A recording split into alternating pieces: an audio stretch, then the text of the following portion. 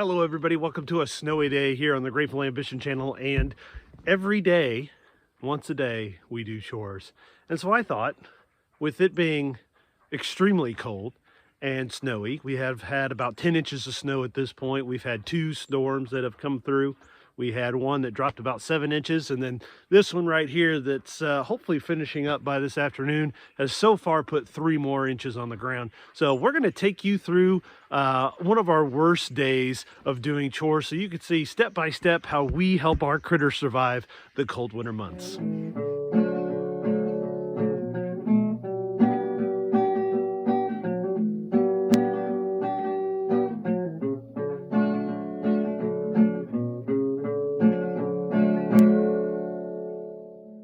Bet you wouldn't guess that ice is an issue in the wintertime. We can't use our automatic waterers. We have to use these bowls in order to provide a water ration during the winter. So our kids go out with milk jugs because that's the size they can handle. And that milk jug has warm, clean water, and it allows us to provide a daily water ration to all of our critters. Those rubber bowls allow them to bust the ice out from the previous day and add that clean water in. We will also use automatic feeders throughout the winter for our ducks, chickens, and rabbits. However, our pigs will continue to get their daily ration. The difference between their summer ration and their winter ration is their winter ration gives them those extra calories to stay warm. They have a corn-based ration, and so that extra corn in the wintertime will help keep their digestion going throughout the night and keep their bellies nice and warm as they tuck into the straw.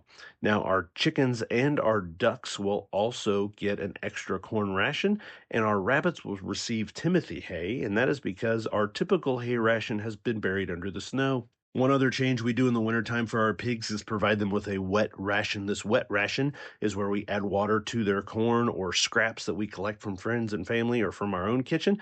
And this allows us to be comforted in knowing that our pigs are well hydrated even in the wintertime. They're sloppy eaters and they like to flip their bowls. And if they only have one water bowl and they flip that, then they're going to be thirsty the rest of the day.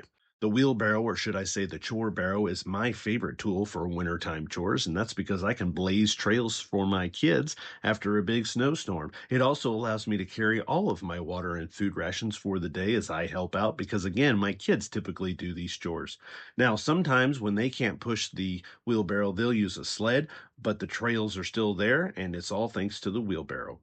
Now, my kids' favorite use of the wheelbarrow is for my transportation services, especially my youngest one, who appreciates free rides through the deep snow, as she is my special helper for winter chores.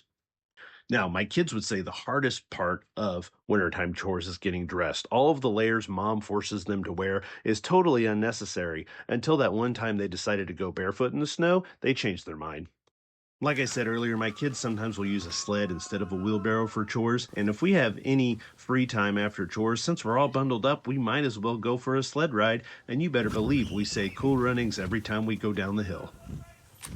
I hope you guys found this helpful. Sometimes it's good just to see how other people do things, for better or for worse. Hopefully you learned something from me. Maybe it was something that you should do. Maybe it's something you shouldn't do. Either way, if there's easier way to do these winter chores, please let me know in the comments, because I want my life to be easier from a day-to-day perspective. So it would be great if I could learn something as well. Thanks for watching, guys.